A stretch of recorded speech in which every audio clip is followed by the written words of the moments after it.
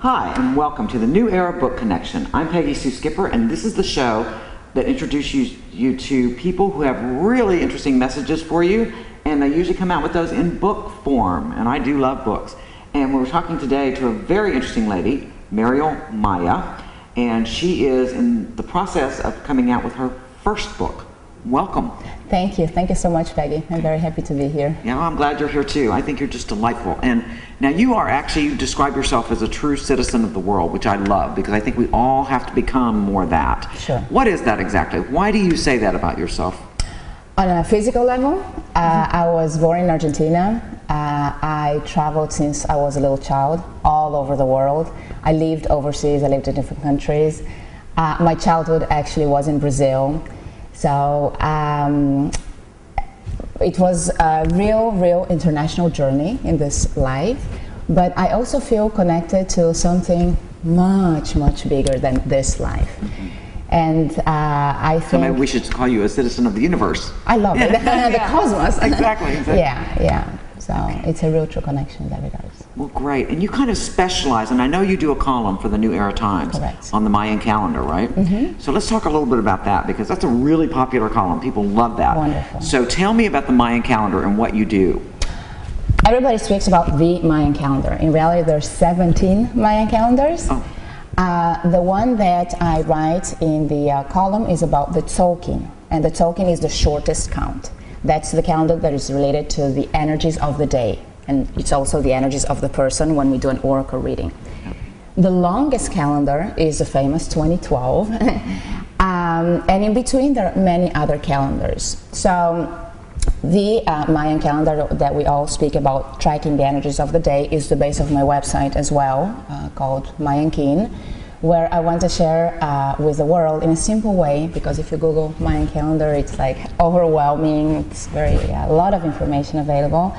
How to utilize it in our daily lives, how to use it as a very valuable tool for self-awareness, for evolving consciously in our lives and becoming better and better every day. Okay, well, I love that.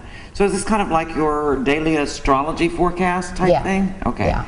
But what's the difference? What's the difference between astrology and the Mayan calendar aspect? Astrology is the map of the sky, let's say the day we were born. My astrological chart is based on the sky of the map, the moment and the place I was born. How the planets were aligned when that happened. Exactly. The Tzolk'in is on a galactic level, so it combines different, it's related to the sun, to the moon, to the galactic level, to the body level. So it doesn't really matter where you were born or at what time, but just the day. And those energies, it's a combination of energies actually, are your essence, or the essence of the day.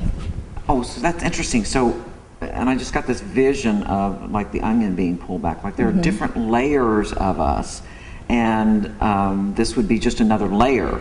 Absolutely. Astrology, our astrology chart would be one layer, our numerology, and then this is another layer of who we are, maybe on a different perspective. Correct. And the way I see it is that energy is one.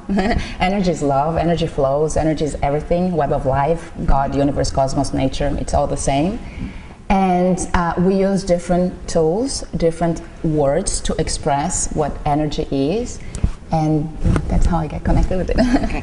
So how did you, I mean, you're from the part of the world where the Mayans were, right?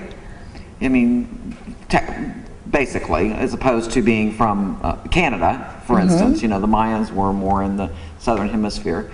What made you get interested in them specifically? In reality, it was very crazy because in 1999, I was finishing my master's. I thought in that moment, happily married. I had a beautiful house. I was only 29 years old. I was doing a great career. And I felt such a huge vacuum within that I couldn't explain. I couldn't understand myself.